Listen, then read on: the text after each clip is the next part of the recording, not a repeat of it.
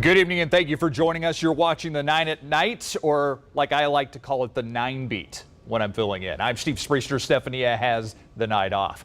It's happened again. Someone opening fire because of what happened on a roadway. A barrage of bullets unleashed in broad daylight.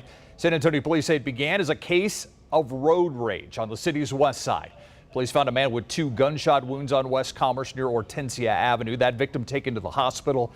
The gunman still on the loose at this hour. San Antonio police are looking for the suspect in an overnight stabbing. It happened around 1 this morning at an apartment in the 1400 block of West Woodlawn. That's near I-10 and Fredericksburg Road. SAPD says an argument turned into a fight. The suspect ran away. The victim taken to the hospital in critical condition. The public will now have access to body cam video from San Antonio police shootings in 30 days rather than 60. That new policy still allows the chief to delay releasing video of so-called critical incidents, which he's done quite often. That policy takes effect this past Monday. We spoke with Ananda Thomas with Act 4SA about the change. She tells us it's still too long when other departments like the Bexar County Sheriff's Office have policies to release video within 10 days. But she says it is a step in the right direction. I'm optimistic that if we as the community keep pushing and City Council joins along with us, that we can make this even shorter. 10 business days, right, is enough, that I think, to turn out this body camera footage, because we've seen it happen time and time and time again. We emailed multiple requests to SAPD to interview the chief or other officials for this story. The department said no one was available. Now to the big story that began in San Antonio, ended at Martha's Vineyard. Dozens of migrants have now been moved off that resort island. They are now getting shelter and support at a military base on Cape Cod. I hope that for all of them, that in all of their travels that they've had right now, that these 3 days, I hope they feel exceptionally loved. Florida Governor Ron DeSantis took credit for the flights that left Texas, ended in Massachusetts, apparently paid for by Florida taxpayers. He says every community should share in the burdens. The president accused him of playing politics with human beings. And now the U.S. Attorney for Massachusetts is set to speak with the Justice Department about a possible investigation into this entire matter. Now the latest on monkeypox here at home. The number of cases on the rise. As of this afternoon, the city reporting 53 total cases. However, we're still in the low risk category when it comes to public monkeypox infections. Health experts are urging everyone to be aware of the symptoms of the virus, which include rashes, fever, and swollen lymph nodes. U.S. health officials say now is the time to get the updated COVID booster as well. The White House COVID coordinator encouraging Americans to get boosted before Halloween. He says that timing will provide maximum protection ahead of the holidays. For those who have had COVID recently, the CDC's latest guidance recommends waiting at least 3 months to get the updated booster. Finally made it to the weekend. Let's get over to meteorologist Adam Caskey for a look at your forecast. A very summer-like weather pattern is taking shape. Upper level high, the big blue H, it's going to park overhead and just sit on top of us this weekend all the way through next week. So Saturday, 75 in the morning, mid-90s by the afternoon. Yeah, 10% chance of a stray shower. That's mostly going to be east of San Antonio and closer to the Gulf Coast. Seguin tomorrow, 94 along with Hondo, 93 for the high in Uvalde. Looking ahead, it's a very August-like forecast, really. The average high in August is 96. That's where we're going to be. We're going to be running above average for this time of year. Nothing but sunshine. Mornings in the 70s, afternoons well into the 90s. Thank you, Adam. Well, a request to posthumously pardon George Floyd has been denied by the Texas Board of Pardons and Paroles. Floyd was convicted on a drug charge in Houston back in 2004. The decision coming down today in a letter to the Harris County Public Defender working on behalf of Floyd's family.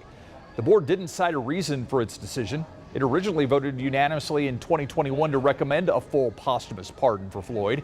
The Public Defender's Office filed that pardon application in April of 2021. Floyd's family can reapply for a pardon in 2 years. Ahead of what could be a contentious midterm election, Bexar County Elections Administrator Jackie Callanan invited parties in for tours and have any questions answered today. KSAT and other media outlets were also able to come along. Election staff showed the various processes for mailing out and tabulating votes. They also showed where and how they keep the polling machines locked up. Callanan says these tours were all about transparency. With all of the disinformation that's out there and all this, we thought it was a really good idea to let them see just what you saw, that they could see and ask questions and sort of kick the tires. A KSAT observed roughly 16 non-media members come along for the tours, including both major political party chairs. Mexican food now an American staple. Tonight, Hispanic Heritage Profile is about the late Andy Garcia, the founder of Garcia Foods. He started his multi-million-dollar company more than 60 years ago, making barbacoa in his garage. As you'll see, Jesse DeGuerrero says that Andy Garcia wanted to make Mexican food quick and easy to enjoy for a reason. Where's this delicious smell coming from? The enticing aroma of chorizo con huevo in the KSAT kitchen was unmistakable. This smells like home. It smells like casa, meaning when we come home or you wake up in the morning, you feel like you're back at your mom's house or your tia's house or your grandma's house. And that smell in the morning doesn't get much better. Knowing that, the late founder of Garcia Foods also started with two other Mexican staples. There you have it, the sacred trinity, chorizo con huevo, tamales, and of course, barbacoa. Andy Garcia's son says his father knew some things were just meant to go together. Peanut butter and jelly, macaroni and cheese, barbacoa and big red, chorizo con huevo, and then tamales and family. Family is why his son says the plant, now under new ownership, produced prepackaged foods, making them easier and quicker to prepare. Because he knew the value of family time, and especially because he worked so hard and so long. Alongside his wife Delia, in turning a $15 investment. When they struggled over that, whether they should spend that type of money, into a multi-million-dollar company making foods enjoyed nationwide. he was proud of it, but he was more proud of what his family accomplished, which is a direct reflection on his hard work, the work ethic that he had. It was to serve his family, nothing about personal ambition. Jesse DeGuerrero, KSAT 12 News. There's something new to explore at the San Antonio Zoo. Its newly renovated Discovery Place opened today. The 4,400 square foot activity center designed to connect babies and young children with nature. Discovery Place included with zoo admission, by the way, and the zoo is the place to be this weekend. Zoo-Boo actually kicks off tomorrow night. Bring your little ghouls and goblins for free trick-or-treating, live music, a scavenger hunt, all part of it. Zoo-Boo included with admission. It runs through October 31st. There's a lot for the family to enjoy tomorrow at the Kerrville River Festival as well. Check out the Kids Zone, live performances by Kyle Park and Michael Salgado, and a circus thrill show. Gates open tomorrow at noon at the Louise Hayes Park in Kerrville. The festival is free. And they served our country. Now 20 South Texas veterans getting the chance to see how America honors their service. Those on this morning's honor flight to Washington, D.C. span several generations. Charles Berry served in World War II. His last trip to the National Mall was in 1946 when he returned from war. My shipmate and I ran up and down the mall in our bare feet in the grass. And I'm just looking forward to seeing that grass and running through it again. I don't know if I'll do it barefooted. I think he should. Barry called his return to D.C., quote, the trip of a lifetime. The group will visit monuments and memorials dedicated to their service this weekend. Coming up tonight on the Night Beat, a young woman's life taken just as it was taking off.